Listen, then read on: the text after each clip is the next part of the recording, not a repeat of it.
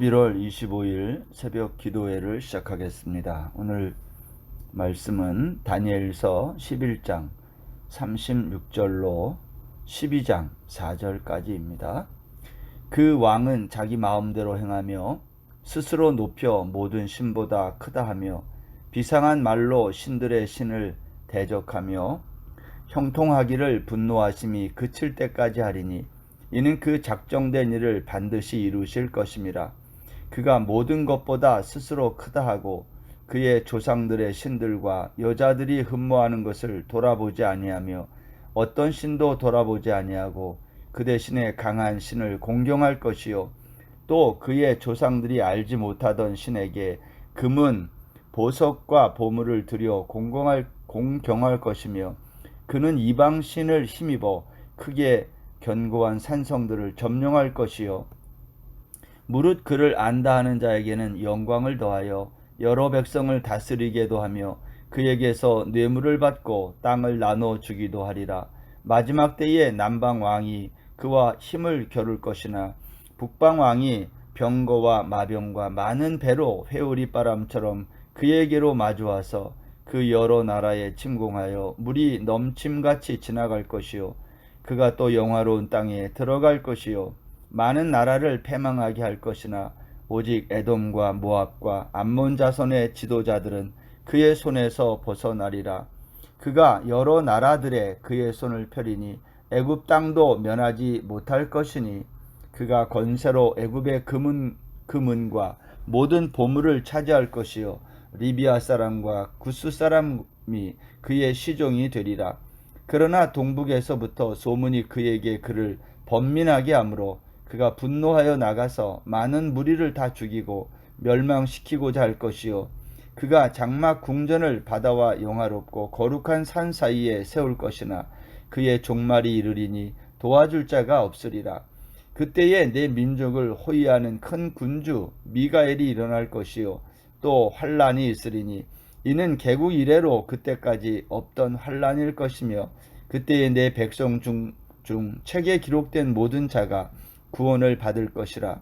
땅의 티끌 가운데에서 자는 자 중에서 많은 사람이 깨어나 영생을 받는 자도 있겠고 수치를 당하여서 영원히 부끄러움을 당할 자도 있을 것이며 지혜 있는 자는 궁창의 빛과 같이 빛날 것이요 많은 사람을 옳은 대로 돌아오게 한 자는 별과 같이 영원토록 빛나리라. 다니엘아, 마지막 때까지 이 말을 간수하고 이 글을 봉함하라. 많은 사람이 빨리 왕래하며 지식이 더하리라. 아멘. 오늘 말씀은 다니엘서 11장 마지막 부분에서 또 12장 초반부 몇 절까지가 본문입니다.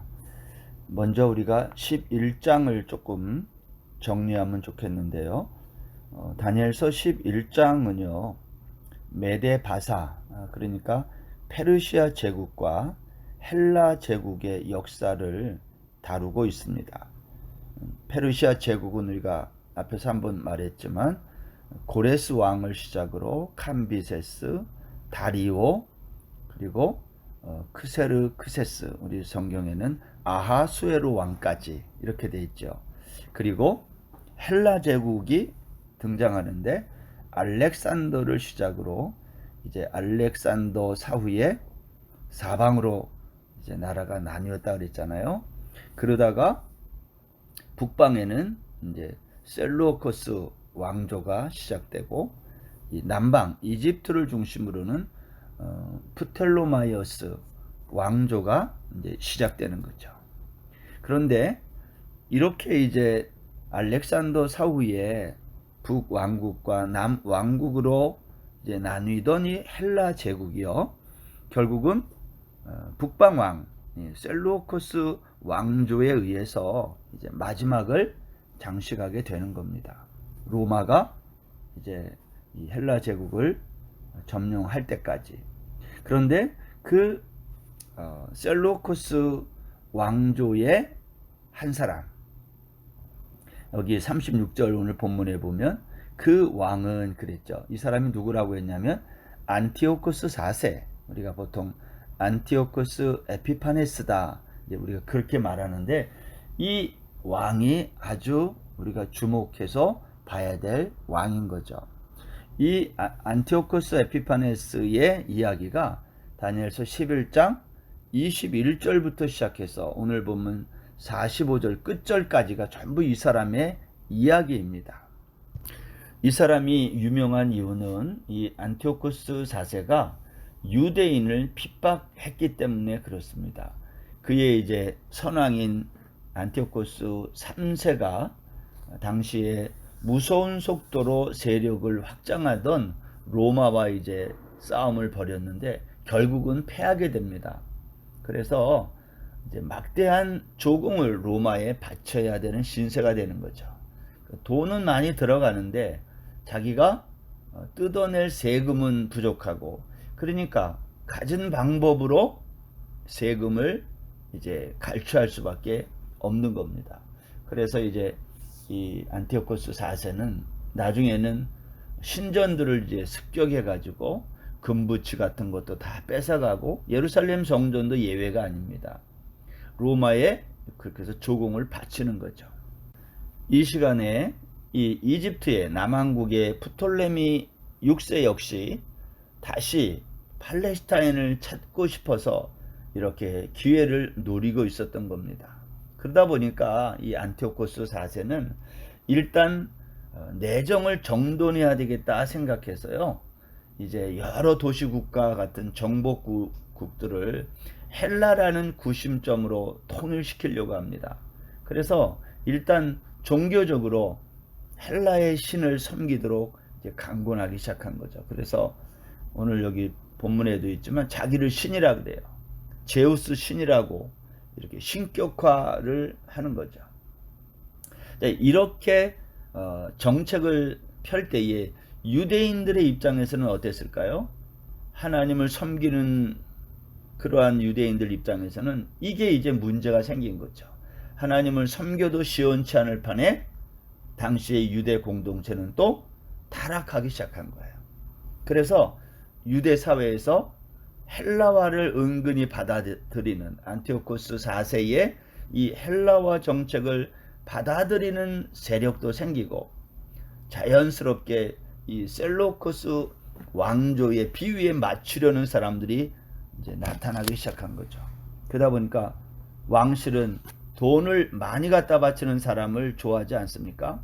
그래서 이것 때문에 이제 대제사장직을 두고 암투도 벌리고, 뭐 여러 가지 헬라식 운동 경기를 열기도 하고, 전부 정치적인 이유로 이러한 일들이 진행되고 있었던 겁니다. 그래서 어떤 사람들은 자기가 유대인이기 때문에 할례를 이렇게 받았는데 그걸 부끄러워해서 재수술을 받는 일들도, 이런 해프닝도 있었던 것이죠. 이제 안티오코스 4세는요 결국 유대인 양민을 급습해서 학살을 하게 됩니다. 그래서 그뿐만 아니라 그의 선왕이 내렸던 유대인들에 대한 모든 특혜를 다 폐지하고, 유대교의 모든 관습도 그 많은 칙령을 공포하고, 희생 제사도 금지하고, 안식일 절기 지키는 것도 금하고, 율법의 사본들을 다 파괴하는 명령도 내리고, 할례도 금지시키고, 어기면은 사형에 처한다고 이제 공지에 방을 붙이기도 했던 겁니다. 그러다 보니까 이교 재단들이 도처에 세워지고, 예루살렘 성전 안에도 제우스 신의 제단을 쌓고 돼지고기를 제물로 바치게 된 거죠. 이러한 것을 보다 못해 일어난 게 뭐였죠? 마카비 혁명. 우리가 이거 성경방에서 다 배운 건데, 아무튼 이러한 일들이 이제 촉발되게 된 그 장본인이 누구냐? 오늘 여기 본문 36절에 안티오코스 4세, 그 왕은 자기 마음대로 행하며 스스로 높여 모든 신보다 크다 했다. 그런데 여기 보면 참 재미있는 표현이 하나 있는데요. 36절 중간에 보면 비상한 말로 신들의 신을 대적하며 형통하기를 분노하심이 그칠 때까지 하리니 이는 그 작정된 일을 반드시 이루실 것입니다. 여기 누가 분노한다는 거예요. 그리고 그 분노가 그칠 때까지 반드시 작정된 일을 이룬다는 거예요. 이게 누가 이렇게 한다는 겁니까? 네, 이것은 하나님이 정하신 일이에요. 하나님께서 안티오코스 4세를 사용해가지고 그의 분노를 사용한 거예요. 그리고 작정된 일이 반드시 이룰 수 있도록 하나님이 작정하신 일이 뭘까요? 하나님이 수많은 제국의 왕들을 세우시고 그들이 잔인하고 폭력적으로 그들의 힘을 사용하여 세상을 지배하도록 한 것, 그들이 잘해서라고 그랬습니까? 하나님이 그들을 그대로 다 허용한 거예요. 하나님이 사용한 거예요. 무엇을 이루기 위해서? 하나님이 정하신 때를 이루기 위해서. 하나님은 정한 때까지만 이들을 사용하는 거죠. 그 때가 되면 하나님이 이들을 다 심판하는 거예요. 오늘 작정된 일을 반드시 이루실 것임이라가 바로 그 말이죠. 자, 이렇게 안티오코스 4세는 오늘 유다를 이렇게 잔인하게 공격하고 다스렸던 그러한 헬라의 북방 왕이었다고 성경이 말하고 있습니다. 뿐만 아니라 이 사람은 39절에 보면 이랬어요. 그는 이방신을 힘입어 크게 견고한 산성들을 점령할 것이요 무릇 그를 안다 하는 자에게는 영광을 더하여 여러 백성을 다스리게도 하며 그에게서 뇌물을 받고 땅을 나눠 주기도 하리라. 이 말은 무슨 말이죠? 자기 마음대로 했다는 거예요. 자기에게 뇌물을 주는 사람은 그걸 받고 땅도 주고 권력도 주고 영광도 주고, 결국 이 안티오코스 4세 이 헬라의 북방 왕에 의해서 이제 남방 왕이 이제 이것을 견제하기 위해서 공격을 합니다. 그러나 남방 왕이 당하지 못한다는 거예요. 오늘 성경이 그 얘기를 하는 거죠. 그래서 결국은 이제 애굽을 중심으로 그 헬라의 남왕국도 결국은 이 북왕국에 의해서 다 멸망당하고 마는 거예요. 다만 에돔, 모압, 암몬 자손은 그의 손에서 벗어날 것이다. 오늘 그렇게 성경이 말하고 있는 겁니다. 여러분, 우리는 지금 다니엘서 11장에 있는 세계 역사 가운데 페르시아 제국과 헬라 제국의 역사를 살펴보고 있는데, 지금 이 내용들은요 전부 어떤 거죠? 이미 다 이루어진 거예요. 앞으로 일어날 일이 아니라 다 이미 그대로 이루어진 거죠. 우리가 역사를 통해서 이미 다 살펴본 내용들인 겁니다. 그런데 이 모든 역사의 흐름을, 역사에 되어질 것들을 다니엘은 하나님이 보여주신 계시를 통해, 환상을 통해 이미 다 알았다라는 거죠. 그리고 그것이 그대로 이루어지는 것이 어떻게 이루어지는 건지를 오늘 다니엘이 우리에게 보여주고 있는 겁니다. 우리는 오늘 이 다니엘서 11장에 있는 내용을 보면서 이런 생각을 갖게 돼요. 우리가 다니엘서 2장에서 느부갓네살 왕이 보았던 금신상도 무엇을 설명한 거였습니까? 세계 제국의 역사를 설명했다고 그랬어요. 바벨론으로부터 시작해서 페르시아, 헬라, 로마에 이르기까지 세계의 제국들이 어떻게 일어나고 어떻게 무너지는지를 이미 하나님은 다니엘을 통해서 보여줬어요. 다니엘서 8장에서는 양들과 또 염소들, 짐승들을 등장시켜서 똑같이 설명했습니다. 페르시아와 헬라 제국의 역사를, 그것이 어떻게 될 건지를 다 설명했어요. 근데 이 모든 다니엘이 보았던 환상과 이러한 계시들의 특징이 뭡니까? 전부 힘에 의해서 다스려지는 나라들이었다는 거예요. 근데 그 나라들의 특징이 전부 뭐예요? 갑자기 다 망한다는 거예요. 그것이 이 세상이라는 겁니다. 이것이 바벨론 세상의 모습을 성경이 반복해서 계속 설명하고 있는 거예요. 근데 결국 무슨 이야기를 하고 싶은 겁니까? 11장이 이렇게 마치고 나서 오늘 보면 12장 1절에 보면 이런 말씀이 있어요. 그때에 내 민족을 호위하는 큰 군주 미가엘이 일어날 것이요 또 환란이 있으리니 이는 개국 이래로 그때까지 없던 환란일 것이며 그때에 내 백성 중 책에 기록된 모든 자가 구원을 받을 것이라. 그때가 언제입니까? 이렇게 세상의 제국의 역사들, 힘으로 통치하는 사람들이 일어나고 또 없어지고 하는 이러한 일들이 역사가 진행되고 있을 때 너의 민족을 호위하는 큰 군주 미가엘이 일어날 것인데 환란이 있을 거다. 그런데 개국 이래로 그때까지 없었던 환란이라는 거예요. 이제까지 있었던 수많은 나라와 나라 사이의 전쟁들, 그런 게 아니라 이제까지 보지 못했던 그 환란이 있을 거다. 그 환란이 일어날 그때에 내 백성 중 책에 기록된 모든 자가 구원을 받는다는 거예요. 지금 다니엘서가 마지막 12장에서 무엇을 말하고 싶은 건지 다니엘서 12장 1절이 우리에게 말하는데, 이렇게 세상 역사가 큰 환란으로 마치게 될 건데 결국은 구원받는 사람이 있다는 거예요. 그 가운데서 그 사람은 어떤 사람이냐? 책에 기록된 모든 자가 구원을 받는다는 거예요. 2절 말씀에 보면 이랬어요.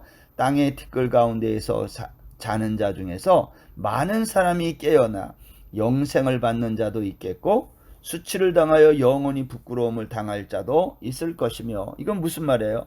땅의 티끌 가운데에서 자는 자, 죽은 자 말하는 거 아니에요? 그 사람들 가운데서 많은 사람이 일어나 깨어나 영생을 받는 자도 있겠고 어떤 사람은 영원히 부끄러움을 당할 자도 있을 것이다. 이것은 마지막 날에 있을 심판을 우리에게 보여주고 있는 거예요. 여러분, 다니엘서 12장은 이 세계 역사를 이야기하다가 이 모든 세계 역사가 이제 다 멸망할 것인데, 그리고 마지막에 어떤 일이 일어나는가? 이제까지 있었던 보지 못했던 그 환란이 있을 건데 그 환란 속에서 구원받는 자가 있고 영원히 부끄러움을 받을 자가 있다는 거예요. 그러면서 여기 3절에 이렇게 말했어요. 지혜 있는 자는 궁창의 빛과 같이 빛날 것이요 많은 사람을 옳은 대로 돌아오게 한 자는 별과 같이 영원토록 빛나리라. 여러분, 이것은 무슨 이야기입니까? 마지막 날 사람들이 지혜가 없이 살아갈 때에 하나님의 이 지혜가 뭐냐? 많은 사람을 옳은 대로 돌아오게 하는 것이 지혜라는 거예요. 그게 뭐겠어요? 모든 사람을 구원의 길로 인도하는 그게 참된 지혜라는 거예요. 그러면서 다니엘에게 이렇게 얘기해요. 4절에 보면 다니엘아, 마지막 때까지 이 말을 간수하고 이 글을 봉함하라. 많은 사람이 빨리 왕래하며 지식이 더하리라. 종말에 일어날 일들을 이렇게 설명하면서 많은 사람이 빨리 왕래하는 세상, 지식이 더한 세상, 그러한 세상 속에서 너는 이 말을, 이 진리의 말씀, 지혜의 말씀을 간수하고 이 글을 봉함하라는 거예요. 왜 이렇게 하라는 겁니까?